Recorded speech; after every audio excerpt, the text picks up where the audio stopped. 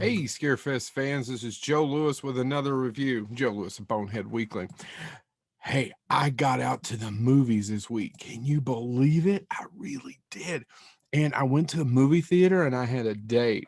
All I had to do was promise him that I would buy him, a movie ticket and some popcorn and maybe well, you know the rest.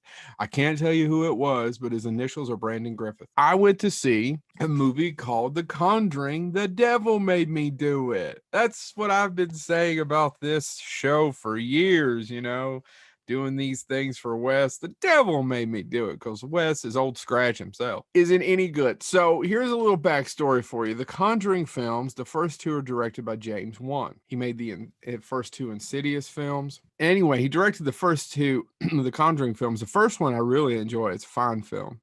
And the second one's okay. It takes place in Britain. So I was actually kind of excited to go to the theater and see this one. There's just one problem.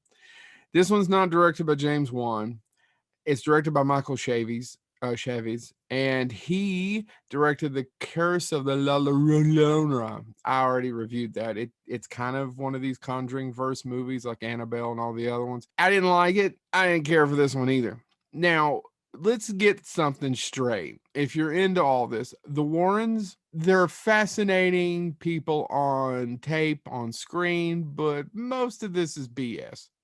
This is based loosely on a true story in the sense of there was this little boy who was possessed, they say, and the Warrens came in as they do with their media blitz. Google this stuff. Try to save him, bring in some priests, and that they say that the demon left the little boy and went into this man, and a few months later, or a few weeks later, however how long, killed his landlord. And this is the first, as we know, case of them actually trying to, in a court of law, say the devil made me do it defense. That was demonic possession. Now, the judge threw out, by the way, the movie doesn't explain this as well. A judge said that you can't actually do that as a defense. He kind of threw it out. But I'll be damned if it didn't get him only manslaughter, and he only served about 5 years of this 10 to 20 year sentence. That's it. He only served 5 years. That is true. I'm okay when movies are loosely based. Movies are almost always loosely based on something. Like there's a whole subplot with a witch here.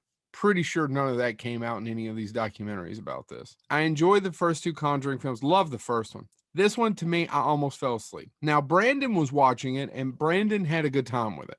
So I can't recommend it, but he can recommend it. He liked it. And I think if you're into possession, which I know some of you are, you're hoping to get possessed by Satan any day. If you're into something like that, then this is a movie for you. It's well made. It's not cheap looking. It's got good acting, the writing, but it's got good acting. Just can't recommend it. I just thought it was boring. I almost fell asleep. I mean, if Brandon hadn't been holding my hand, I almost fell asleep. Go out and see The Devil That Made Me Do It, The Conjuring 3. If you're really into The Conjuring and that whole universe with Annabelle, Annabelle 2, Annabelle kills Chucky, Annabelle and Chucky have a baby. If you're not really into it and you think the Warrens are BS, probably skip out on this one. I actually would have liked to have seen a movie more in tow with the actual story. I think that would have been interesting because I find the trial and the fact that this guy is trying to bullshit people to say he was possessed by Satan, that's the reason why I murdered somebody. I find that fascinating. The movie, not so much. So, not going to support you going out and seeing The Conjuring. The devil made me do it. But once again, if you like this kind of thing, it's not bad. It's just not my cup of tea. This has been Joe Lewis of Bonehead Weekly.